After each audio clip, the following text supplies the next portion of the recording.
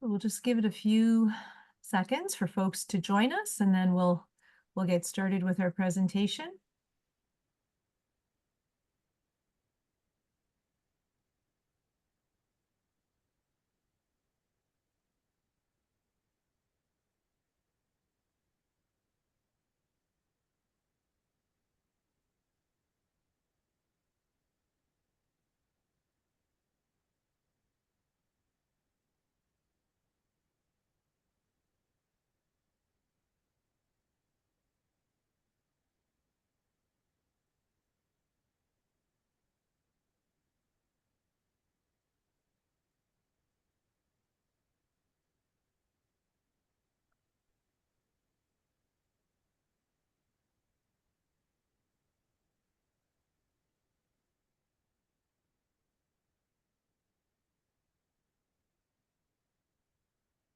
Okay, we'll get started. Good afternoon, everyone, and thanks so much for joining us for what I know is going to be a very informative afternoon. I want to thank our series sponsor, the Job Gym. They've been a great partner to us over the years, just helping us with all of our employment and training needs. I'd like to introduce Amanda Shannon from the Job Gym just to say a few words. Amanda, over to you. Thanks so much, Dolores. Welcome, everyone. Thanks so much for joining us this afternoon. For those of you that aren't familiar with Job Gym, we facilitate the Employment Ontario programming. So our focus is to help job seekers connect to employment or training through our Better Jobs Ontario program. And on the flip side, we also work with employers to help them with their hiring and training needs. So we're excited to serve the Niagara community with those services. In light of October being Small Business Month, we do have a couple of events coming up that I wanted to highlight. We do have a partnership with the St. Catharines Enterprise Center, so they will be coming in to facilitate some seminars. We've got steps to starting a business as well as business plan development. And then we also have Venture Niagara coming in to talk about what lenders are looking for and some financial supports for businesses. So we're excited to share those opportunities. I'll drop them in the chat, but it is those are in-person seminars out of our Welland location. With that being said, I'm super excited for today's topic. I was actually just mentioning at the top of the call, I was in an employer focus group recently, and there's about 24 businesses in the group who'd shared they were nervous about hiring newcomers because of not understanding legislation, the paperwork, the processes, all of those things. So I'm really looking forward to what Jamie and Deanna have to share. Hopefully there will be some great tools and resources in here that you as participants can take away from this meeting. Thanks so much. Great. Thanks, Amanda. Okay, well, today we welcome Jamie Miller. She's the Employment Engagement Specialist with the Workforce Collective. And Deanna Delia, she's the General Manager for Employment and Immigrant Services at the YMCA. Both ladies have been around for a while and really know their stuff. We're going to be building on our June session and exploring strategies for overcoming communication barriers in the workplace and helping you build a more welcoming, inclusive, and productive team. So it sounds amazing. The format for the session will be as follows. Our presenters will present their presentations. Throughout the presentation, you could submit your questions either in the Q&A or you could submit them in the chat. And then we'll address all of the questions at the end of the presentation, and we'll go from there. So at this time, it's my pleasure to turn things over, I guess, first of all, to Jamie. Take it away, Jamie. And you're on mute. Thank you, Dolores. And I believe you have a slide to pull up just with a visual relating to some of the topics I'm going to cover. So while you're pulling that up, I will just get started here. So yes, as Dolores mentioned, Jamie from Workforce Collective here. I'm going to be providing kind of a brief overview to provide some context around this topic as it relates to employment in Niagara. And then I will be passing over to our expert in-house, Dee from the YMCA to lead the discussion. So thank you again, Dolores, for welcoming us to continue this conversation.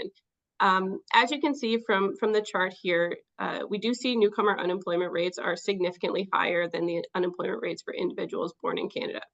So we know that the newcomer population is a highly skilled and motivated talent pool that employers can access. However, we see that these unemployment rates remain consistently high year over year.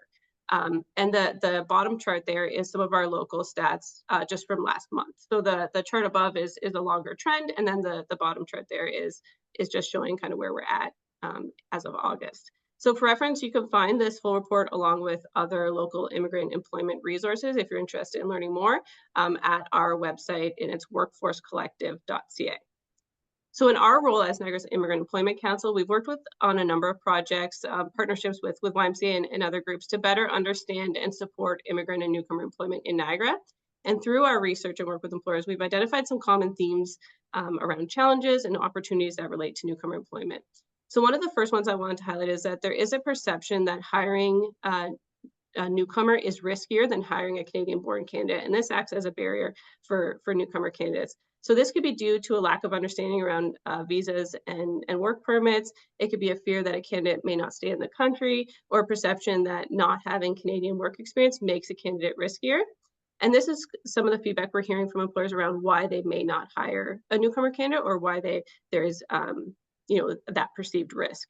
We also hear that employers and recruiters have acknowledged that discrimination and bias also act as a barrier for newcomer candidates. So employers who are focusing on that Canadian experience, that could be an example of this, as well as challenges with cultural differences and discrimination, sometimes around candidate names or accents. And then finally, employers have also expressed that they have experienced difficulty retaining newcomer talent, and also communication challenges related to cultural and language differences in the workplace. And that last piece around the communication challenges, this is one of the most common issues we hear from employers, whether it's during interviews, whether it's after a candidate's hired and they're integrated to the workplace, there's challenges that arise. So this is something that comes up again and again. And that's why we're so grateful to be able to have this conversation here and to have YMCA lead this discussion around exploring the topic of communication and how we can break down barriers to not only attract talent to Niagara, to be able to successfully hire newcomer candidates and also retain them as part of our workforce here in Niagara. So I'm going to pass over to Dee now. Thank you so much, and we're looking forward to the conversation. Thanks, Jamie, and thanks, Amanda, for hosting, and Dolores and team for asking us to come on out. So, the 2.0 version is really going to be driven by our audience. That will be the goal. I would encourage you, if you have questions, to ask. Some folks are still a little shy in posting questions for others to see. I know for many, I'm afraid of asking the wrong thing or wording it in the wrong way. And please, that is never the forum here. Ask any questions you would like to ask. However, if you are somebody who's still a little shy in that area, please don't hesitate. You can do direct message to either Jamie or Dolores. Nobody else sees it. It goes directly to them, and they will be happy to read the question out for you. And so that way there's anonymity in the request. So if you're comfortable in the chat right now, it would be great if you could take a moment and add your thoughts on what you hope to walk away from today. And so if you can throw that into the chat, I'll watch the chat develop as I do a little bit of the introduction. So the YMCA of Niagara Employment and Immigrant Services has been supporting job seekers since 1985, including newcomers to Canada, and has been a settlement provider in Niagara since 2001. And so over the course of my tenure, I am in the blending of these two particular pillars of our organization. There are many, but of these two particular pillars, we've really started in the last 5 years to see where the blending of the two are really starting to come together here in Niagara. We've got a lot of requests from employers, associations, support agencies, talking about how do I support newcomers in my community to find employment, to secure employment that is equitable to their skill sets. How do I learn to navigate the paperwork? How do I understand what a work permit is? How do I understand when the times are changing with that work permit? Because the work permit I looked at yesterday doesn't match the work permit I saw today. And so it's a little confusing. And all of those things are more prevalent in terms of our service delivery when we support employers, because there are more newcomers in Niagara, and employers are leaning into them to support their hiring needs. And so how do we work more cohesively together to ensure that that is a very positive partnership for both the job seeker, immigrant, newcomer, and the employer's already established employment team? So one of the things in Jamie's slide, I happened to catch as Jamie was chit-chatting, you'll notice that where the unemployment rates for Canadian born in Canada and less than 5 years for the immigrant, where they collided or were almost on par, was during COVID.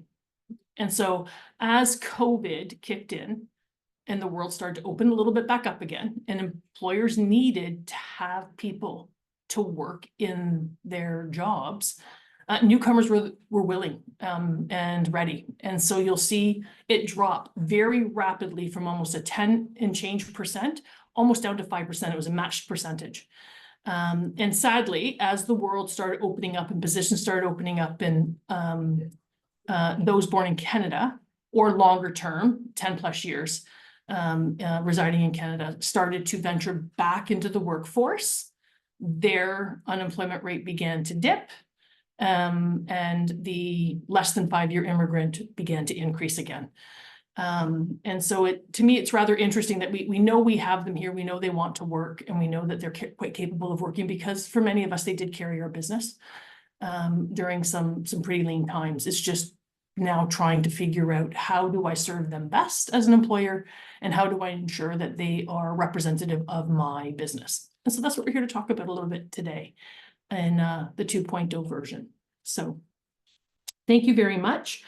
So one question that we were presented with at the completion of our first session was really truly understanding how to communicate with somebody who is speaking a second language, and ensuring that the ability to communicate with them ensures safety for them, ensures safety for my other employees, and affords excellent customer service. All very important things if I'm running a business and want my business to remain profitable and safe. And so we understand that. So one of the things I would like to draw our attention to first is the mistake that lots of folks make. It's not just employers, and we're just, as a community member, we're guilty of it sometimes, and it's blurring ESL with LBS. Okay, and so for those that don't understand those two acronyms, ESL is English as a second language, and LBS would be an individual with literacy and basic skills issues. So it could be somebody whose first language for LBS is English, but they do have barriers to reading and writing, or numeracy potentially, or digital literacy potentially. And so as an employer, it is prudent that we find a way to make sure that we are communicating to even our English speakers in a way that allows them to understand the information that is given beyond written literature and spoken instructions. For an ESL individual, they may have literacy issues in their first language. We do see them settling here in Niagara. However, the majority of individuals, as Jamie has highlighted, the majority of individuals do not struggle with literacy in their first language. In fact, many are university, post-secondary, master's degree educated. And the language they struggle with is the second language. And so it's two very different learning processes. However, as you are onboarding folks, paying attention to both of those will help you address both almost at the same time. The teaching of LBS and the teaching of ESL are very different, but from an employer's perspective, there are things I can be doing that helps me to ensure that the individual sitting across from me is going to retain as much information as they can. And then there are other things we will talk about in terms of helping them acquire part of our discussions.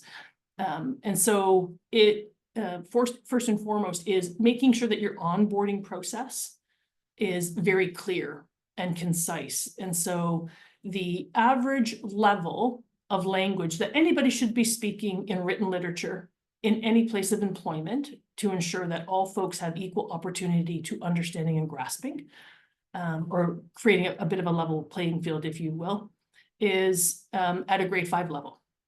And so if we manage to ensure that our literature that we're putting out through an orientation is very clear, it's very concise, please at all costs avoid urban dictionary, lingo, idiosms, any slang or even terminology that just happens alone in your business.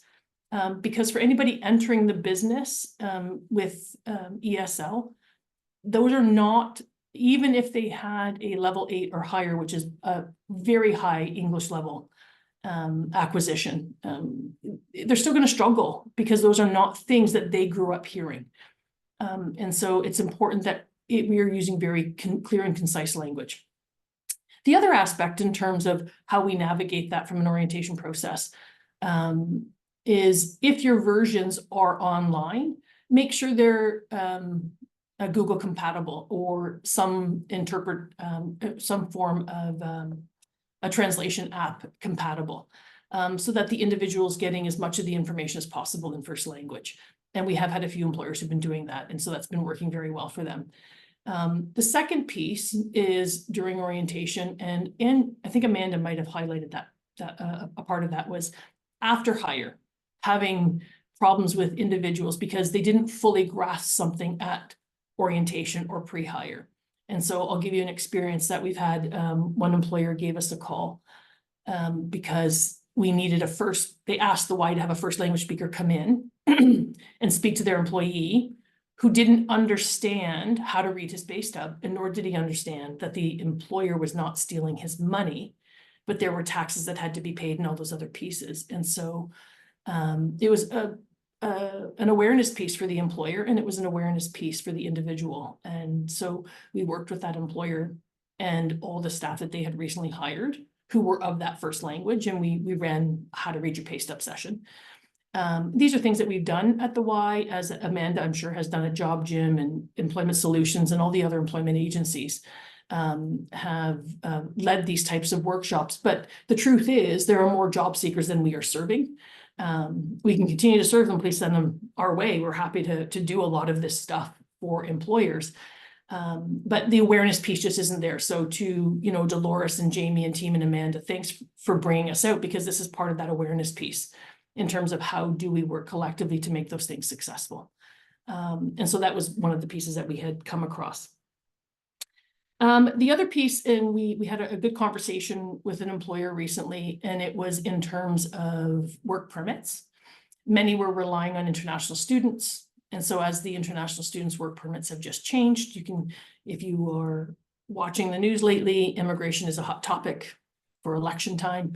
And so there's lots of reform that is tending to happen right now. It's changing how many hours, for example, an international student can work. It's reverting back to pre-COVID times. And so those individual permits that used to be able to work off campus for 40 hours have been completely pulled back. And this is leaving some employers with a bit of a conundrum on how they're going to continue to staff, because that's a good, that was a very large complement, staffing complement for them. But the other piece is understanding the student international work permit versus the SIN social insurance work permit, and some of them can have two different dates. And so we've gotten lots of calls on that as well. And while I'd like to say I have all the answers, to be honest, I would have to go onto the government's website, read it for today, and then be able to put it together for you, because every day it seems like something else is being added and changed. And so what we learn here today might not actually stick 3 days from now. And so if you are ever in a position as an employer and you have one of these situations, please don't hesitate to reach out to either the Workforce Collective, Jamie, or myself. I can and include some other staff, the Job Gym, any Well and Heritage Council, Employment Help Centers. All of us work with individuals who are seeking employment, many tied to work permits. And so, please don't hesitate to reach out and ask. You don't have to navigate that on your own. There are agencies that are out there to help support you. And it is very much a changing landscape. The last piece to just highlight is employers are really struggling, and again, it's coming up through these sessions, that they're really struggling with the retaining of the staff, whether it's through government legislation changes, which we've just talked about, or because individuals have moved on. And that will be, for the most part, the landscape of hiring newcomers who are highly educated, who are entering into lower skilled employment so that they can support their family. Many newcomers do not want to resort to government assistance. They want to stay as far away from the government as humanly possible. Their goal is to be as financially independent as quickly as possible. And as a result of that, their next goal is to advance their financial independence. And so while they will forever be grateful for the opportunity that any employer offers them, they will, as anybody will seek employment that matches their level of education and skill set. And so as their language level develops, as their comfortability in Canada develops, they will choose to advance their employment. And for a few lucky employers and a few lucky newcomers, that's with the same employer because the employer sees it. And so as the language advances, they advance them in their employment level and their employment opportunities within the organization. And for others, where the opportunities are limited, just simply based on the place of employment, it's no fault of the employer, it's just they're just limited. The individual will begin to pursue other career options because they need to. They need to support their family. And in many cases, a lot of our newcomers do come with large families. And so it's important that they are able to provide, as it would be for anybody. The other part of the moving forward and retaining newcomers in employment is some have settled, especially here in Niagara as of late. So some make their way into Niagara as part of the settlement process, but Niagara will not be their permanent home. So they will move out of Niagara when the time is right. And so, retaining them might not be possible. And so I think as business owners, I run a part of a portion of the WISE business as the YMCA of Niagara. We are a very large employer here, and retaining is always going to be an issue no matter where you work. The struggle really does come in identifying what positions are you okay with having as a turnover and what positions are you not. And once you really start to understand that as your own internal dynamics, then you can start to decide, where those risks or where you're willing to invest in those risks or not invest in those risks. Because we personally, internally, we have a series of positions that I know will constantly be turnover. And I'm prepared that individual newcomer or not is going to move on, and they're just going to go and grow, and that's quite okay. And I hope that as an employer, we've given them the first impression of Canada has been a welcoming one. It's been a healthy work environment, and they will take that with them to the next place that they go. So that's a part of the retaining piece. So that aside, that's a whole bunch of information in about 20 minutes. And so I don't want to continue to keep just talking to the screen, to be honest. I would really love to have some questions come on into the room, and let's talk about what you folks want to talk about. Any questions? Okay. I have two, just things that have come to us through members. Actually, one was in conversation yesterday with a member, and they were talking about their experience. They had recently hired a newcomer, and they talked a little bit about the frustration that other staff members were experiencing around the communication piece. So any tips or any thoughts around that piece? So, you have a team, You welcome this new person, this newcomer to the team, but you have the rest of the team that, you know, is feeling want to be supportive, but are feeling the frustration because the communication is hard. Mhm. Yeah. For sure. So, I guess, Dolores, two things for clarification. One would be, is it social conversation, which makes the workplace so much more enjoyable? So let's not lose sight of that, because that is very, very important. Is it critically important conversation in terms of health and safety? And I guess added to that would be, how many times do I have to push that button? Right, and so maybe not health and safety, but it is work related. And so I would say in those two different scenarios, the work health and safety is an absolute priority.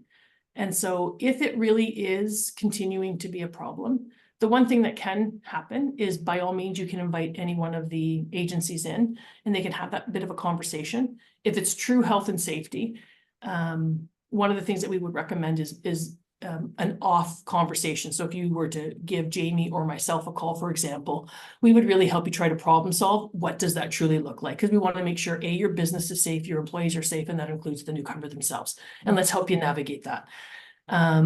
The other part to it would be, as you're communicating the instructions to the individual, and I would have no problem with doing this, because you can see the entire time I talk, my body is in motion constantly, my hands constantly move, but it really would be sitting down with them or walking them through, and as you're giving the instruction, providing an absolute visual. And that visual can be in the moment, as we walk through the facility, I'm giving an instruction, but as I touch the machine, I'm calling the machine by its name. We have to remember that, you know, there are a lot of things in our industry that are just specific to our industry. So even if I've taken ESL classes and my language level is reasonable, okay, if you use lingo that's tied to your business, I am not going to follow. So you have to find a way to use common language or teach me the name of the equipment. And we do know with employers that have gone this route, having a diagram and then walking, because the diagram also helps, and then visually walking the person through the instruction and continuing to use simplistic language as they're walking through, the employee is more likely to retain it. From a social lens, it does become difficult. The one thing, and it's funny but not funny, and we've had to talk to a few of our own staff, is when a person is ESL, you don't need to shout. It tends to be the first thing folks tend, well, if I just talk louder, maybe they'll understand me. Their hearing is quite adequate. It is a language barrier. And so we just have to take a deep breath and we have to walk that process through. The other thing I would encourage employers and their coworkers, their employees, is many newcomers will say yes because they're embarrassed to say they don't understand. And so early on in the process, the employer say, do you get that? Do you understand? And the person goes, yes. Yes. And then they haven't retained. They didn't understand a word. They haven't retained. And again, they're very afraid of not keeping that job. And so it's creating the environment that allows them to say and be okay in saying, actually, I didn't. You know, help me again, to understand.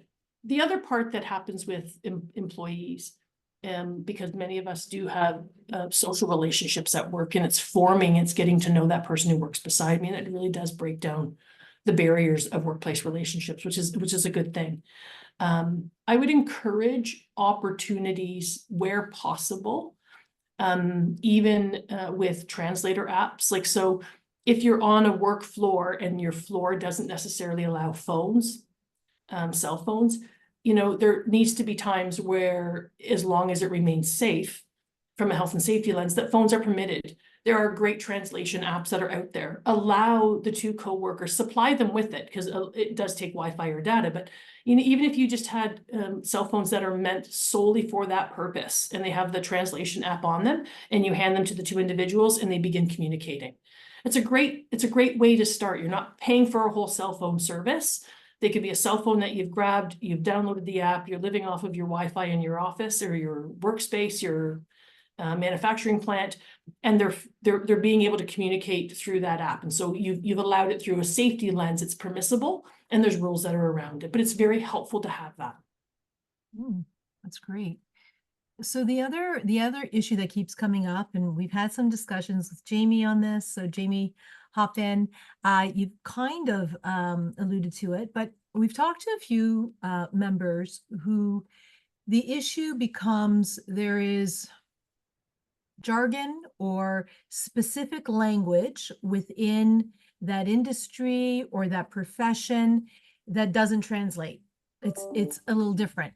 And so we've talked about, creating training opportunities or, certain professionals do have to get relicensed or certified here when they come to Canada. But in talking with Jamie, we've talked about, opportunities to create modules of training where it's specific to the language within that industry or within that profession. So just curious as to, your thoughts on that.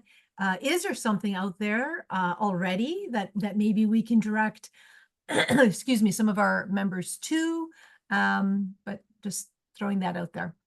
Yeah, that's a great question. I'd have to go dig, to be honest. The beauty of doing these is you get the questions, then you have to go find the answers sometimes. Yeah.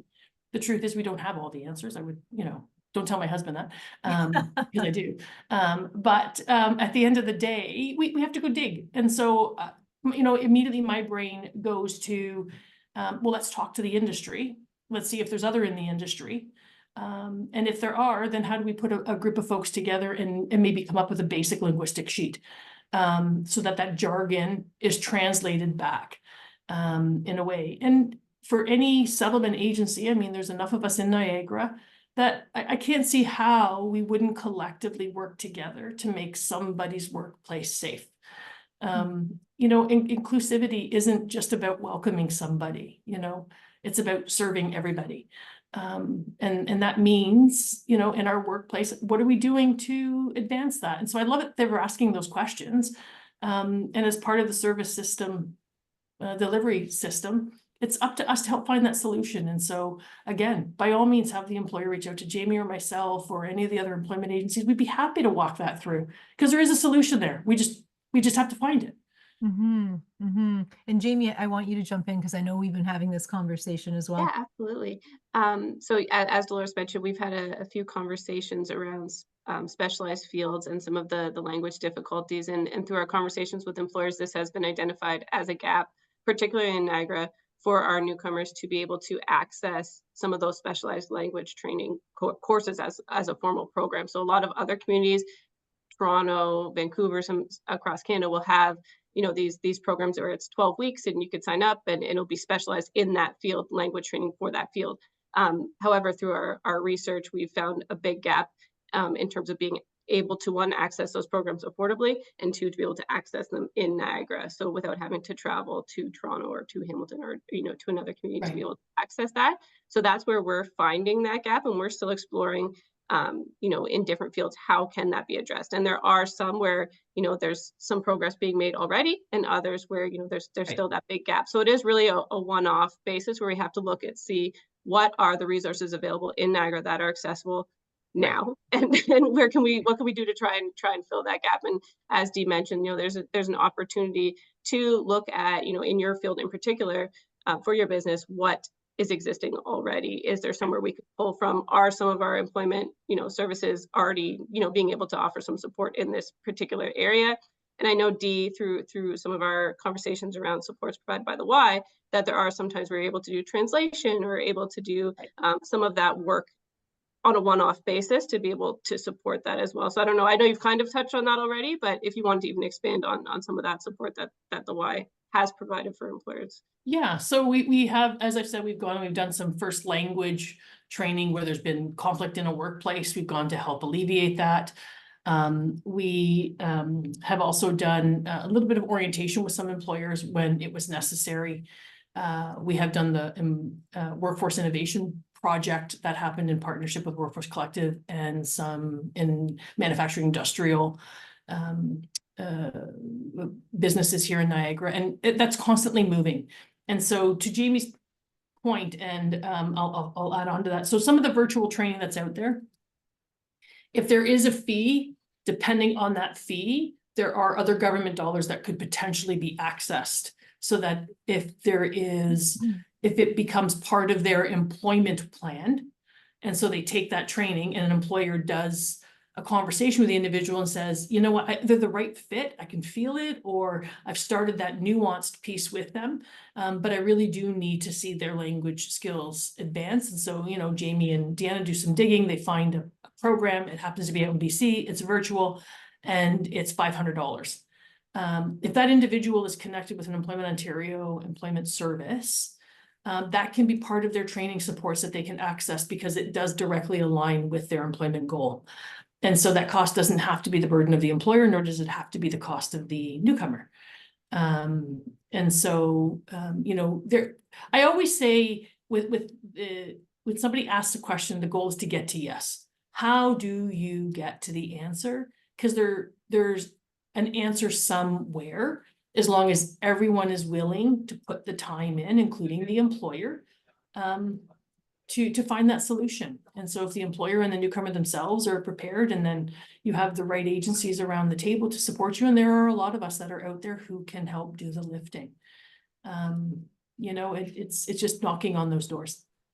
So what about for the employers who they hire a newcomer just on their own? They just, Yes. you know, are these supports available to them after the fact? So they've hired someone, that person has maybe been on the job for a couple of weeks. They realize, okay, we need a little bit more, we need some help here. Like we want to make this work. Can they then access any of these services? I'm going to say yes, even if that's not the answer. The answer is yes. How do we get to yes? How do you get to yes? It is absolutely about how do you get to yes. If it means that employer is able to keep his vacancy filled, and he's producing product in Niagara, he is investing in Niagara, and that newcomer gets to keep the job, then our answer is yes. How I get there, I don't know. Because it could be one of 15 avenues, but we will figure those pieces out. And I think that's what these tables are so important about, or so important for, is to talk about these things and then find those solutions. Sometimes we're really quick to just go knock on other doors for other funding, when I think sometimes the funding already is in front of us. We're just not utilizing it in a way that maximizes impact in our community. And Dolores, as you know, and certainly Jamie and I have worked on a number of projects together. That's the goal. The goal is there's dollars here. How are we maximizing impact and advancing the labor market and economic development in Niagara? And even if it's just in our own little small way, you know, what role do we get to play in that? It's why I have been doing this for 30 plus years. I mean, I love what I get to do. It's a yes game. And so no better game to play than the yes game. That's the right answer. That's the right answer.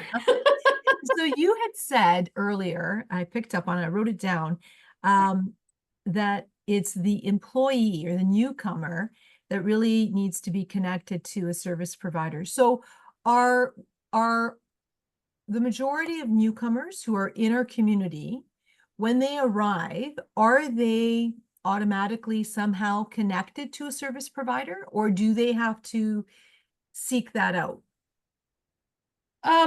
They seek it out for sure. It's part of their settlement, the settlement delivery continuum. Okay. And so word of mouth is incredibly fast. Pre-arrival information is a pretty good information giver.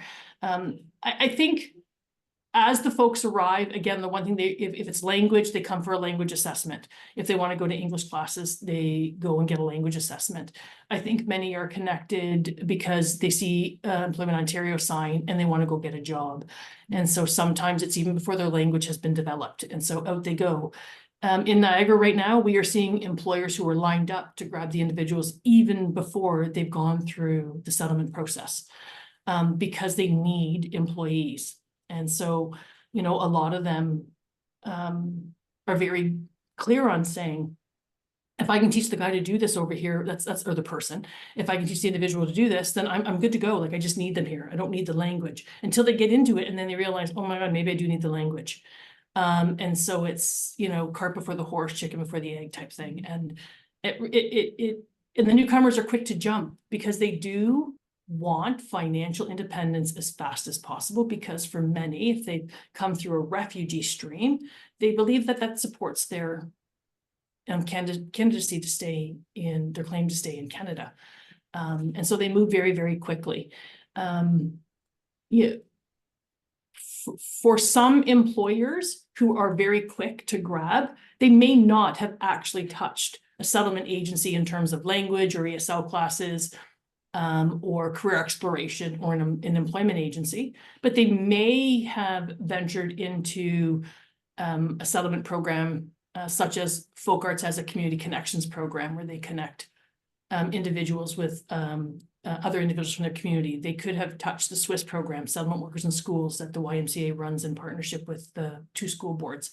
And then the Francophone board uses a Centre de Santé for their delivery. So they probably touch something, but not always. And so if an employer is working with an individual, it's okay to call a settlement agency or an employment agency to say, I have an individual I'm working with, regardless if we've worked with them or not. If the individual and the employer want to start that process, then we can begin the process.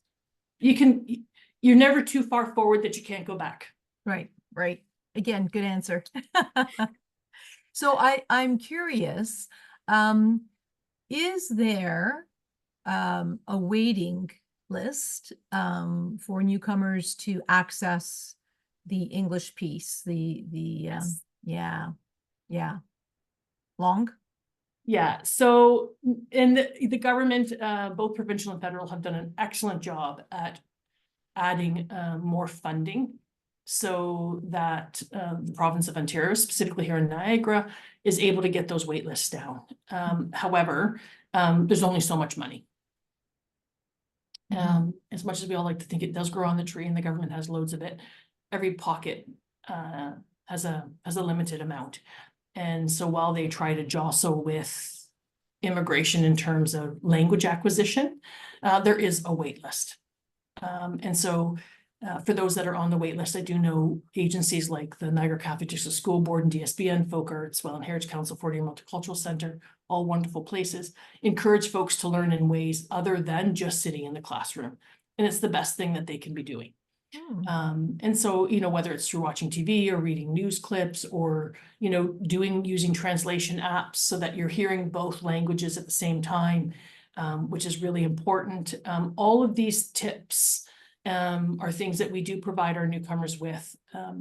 You know, if they have children, the children learn the language very, very quickly, much faster than the adults do. And so we encourage, for both of their benefit, that you know, they want their children to learn keep their first language.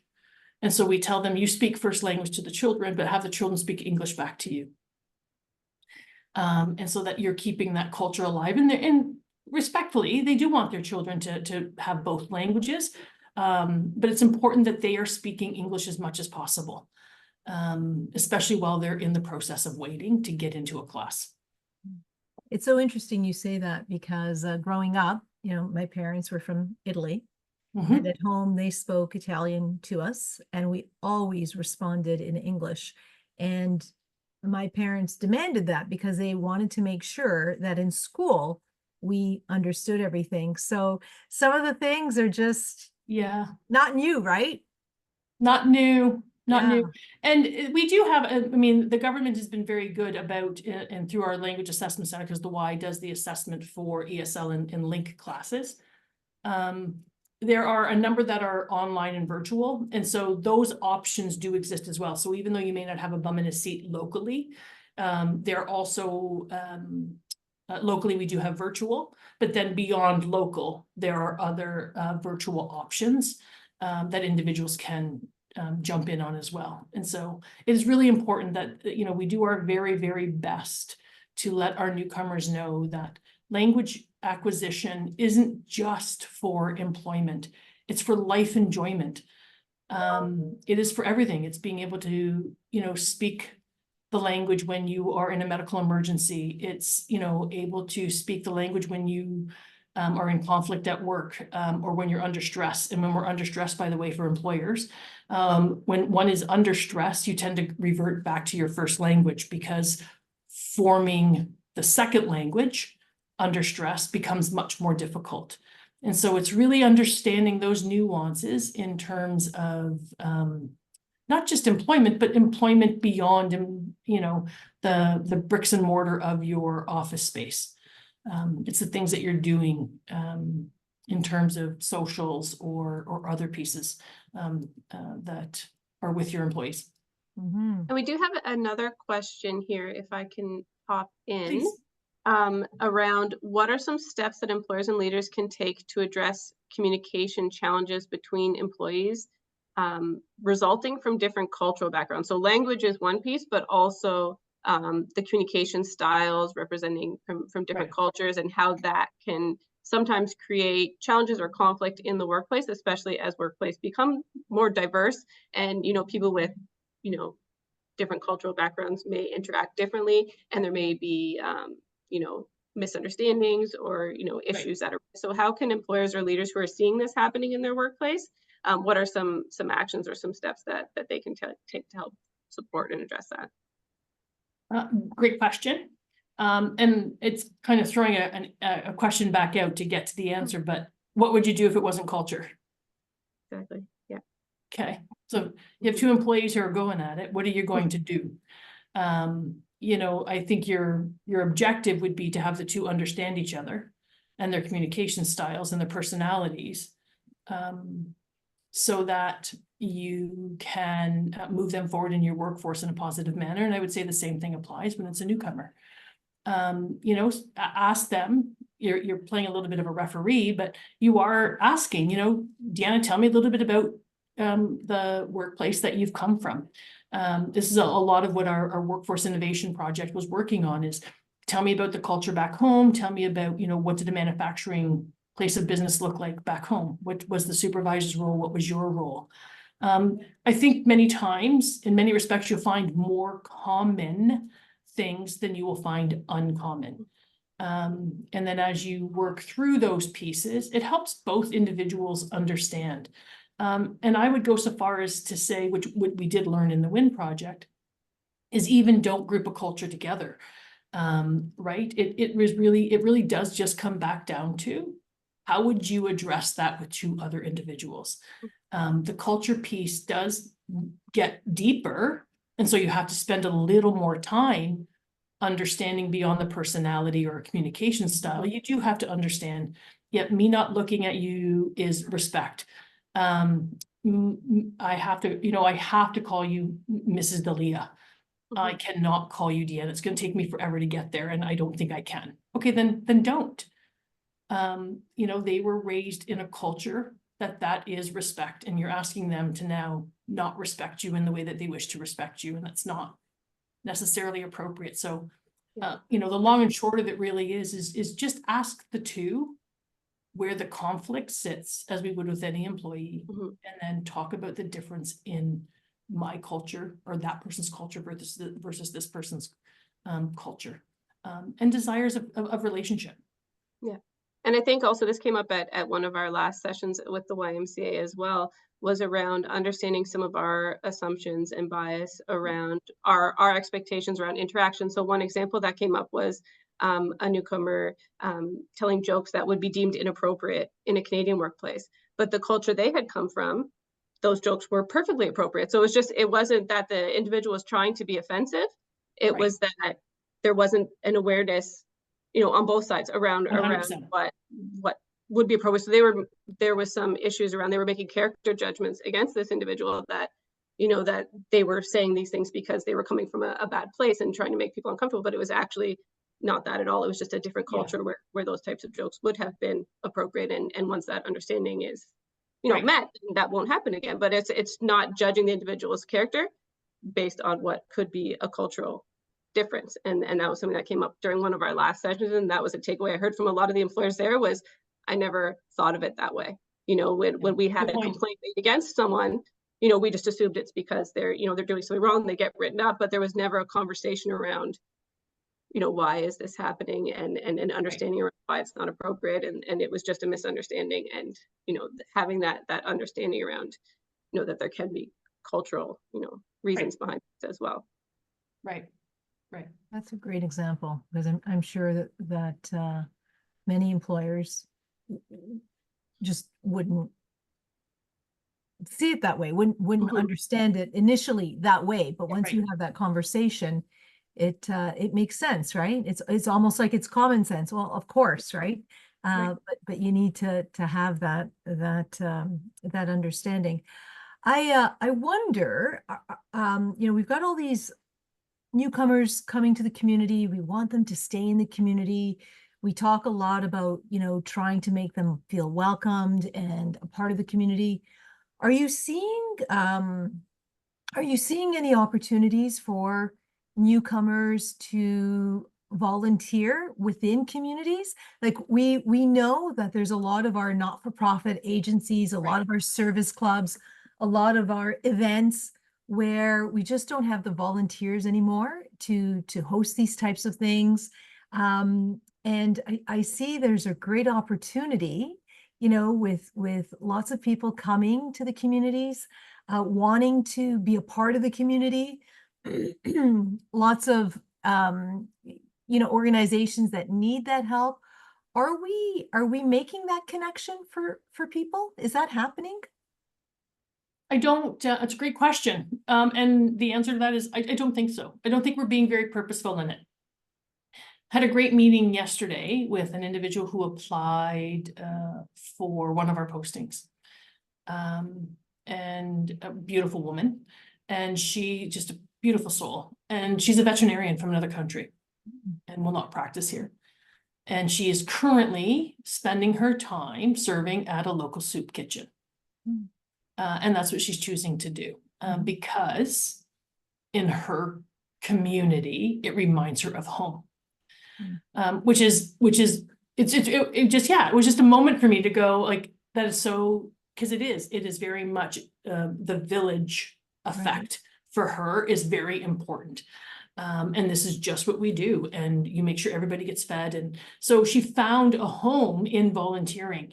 And so it's ironic that you're asking me that question right now, because in the interview, at the end of the interview, I made notes and saying, you need to be more purposeful in this, because I hadn't been. And so I think as we get out in the community, these are more of the things that we'll talk, not just to our newcomers about, but to our joint charities and our other non-for-profits and other associations, on talking about, where we can open those doors for more individuals to have opportunities to give back, because when we give back, it does feel more like home. The one cause for concern would be, and it has happened in the past, is getting people to volunteer on things that you just don't want to pay for. And so that has happened in the past. In my 30+ years, I have seen that happen more than once. And when we have navigated with newcomers on that, when they've reached back out, in my early days as a coach, when I was the coach, and they would ask me about it, and I would say, what's it going to put on your resume? Like, what does it do for you? At the end of the day, recognizing it would be nice for them to give you some money. Okay, agreed.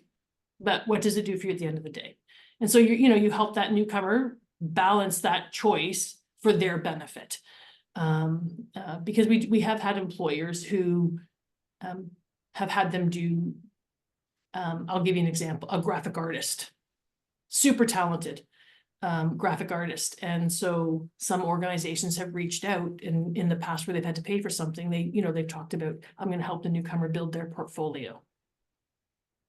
Okay. And again, that may be true and that may be well intended. And so that is the sole purpose. And as the charity or the non-for-profit or the business, you were saying, I really don't have the money to do this, but I will certainly provide you with all of these things and promote you and whatever else. Sure, then that's a win-win. But at the end of the day, I think that's where we have to land when we're working through those scenarios is, what is the benefit to the newcomer? And it doesn't have to be a resume builder. It can certainly be, it allows me to feel more part of my community. And so that's always a blessed thing too. Yeah. And I guess I was thinking more about community events, service clubs, things that, groups that are always looking for true volunteers to Right. be part of the community and put on those types of events or services like the soup kitchen and those types of things. I think it could be a real win-win.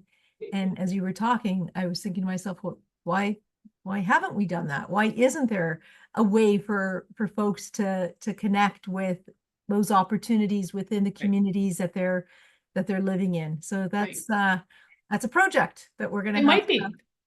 And honestly, you know what, Dolores, it may be happening more than we even know. Yeah, true enough. And I know a lot of them do tremendous amount of volunteer work through their settlement agencies and support. And so they do a great deal of those things. I do know that, community care and project share and community at West Care out West, they've done a very good job at recruitment of volunteers, intentional recruitment of volunteers. But to your point, I think we could do more. And I think a lot of that from a volunteer lens, a community connected lens, it also ensures that my non-for-profit organization is also equipped to serve those who are coming in from those communities, because my service becomes first language. If I'm running a marathon, it could be anything, like you said, it's the Terry Fox run that just happened, for example. Did we purposely recruit individuals from other communities and cultures and languages? And, what's the trickle effect that happens with that from an awareness campaign? Truth and reconciliation coming up, is there things that are happening within there that newcomers have the opportunity to not only build their own awareness and learn the history, can they help do some of the lifting and the participating in the learning? So all of those things, to your point, I don't know, Jamie and her crew are the research team. As I nod, she's on my screen to my left here. So, maybe that's it's a really good thing to start looking at. Yeah, that's great. That's great. So I'm just being very mindful of the time. Our time is just about up. Any closing comments that you guys want to provide? Now's your chance. I think for me, I just want to thank Dee, first of all, for sharing her expertise, but also just mention, we've talked about a lot of topics I mentioned at the beginning, but on our workforcecollective.ca website, we do link to a lot of employer resources as well. So if you're looking to dig deeper, we link to the YMCA's website, other, depending what community your business is located, if there's other, settlement service providers you want to be able to refer your staff to, those are listed there as well. So it's workforcecollective.ca. And as Dee mentioned, if anyone needs additional support around specific challenges or questions within your workplace, reach out to Dee at the YMCA or myself, and we'll be happy to help navigate that. Great. Deanna? Thank you. That's every time we get to share, it just makes Niagara a more beautiful place to live. So thank you. Well, thanks to both of you. This is a really interesting conversation as usual. I've learned a lot and I've been taking lots of notes, so I will likely be following up with both of you. So thank you so much. Our next session, for those of you who are still on with us, takes place on October 22nd. Our presenters from the Ministry of Public and Business Service Delivery and Procurement, can't say that one. Ontario Public Service will be providing an overview of the Consumer Protection Act legislation. They'll summarize key requirements, outline new and expanded compliance support tools, and provide you with an opportunity to ask all the questions about compliance and any concerns around it. So I hope you can join us for that one. Again, October 22nd. Thanks so much to all of you for joining us, and have yourselves a great afternoon. Take care, everyone. Thank you.